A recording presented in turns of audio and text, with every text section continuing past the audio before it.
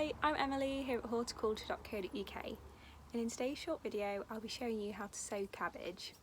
Sow this cabbage anytime between July and August and you will be able to harvest the following spring. You will need some peat-free compost. Then I'm using this tray with several cells, or you can use pots. And then I'm just filling the tray with the compost.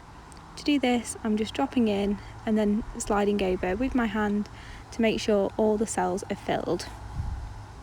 Next, I'm going to use a pen as a dibber to make holes in each of the cells. I'm sowing a few seeds per cell and then I will thin out afterwards. Next, I'm dropping in a few seeds to each of the cells. Repeat this for every single cell. Then I'm covering over again with the pen.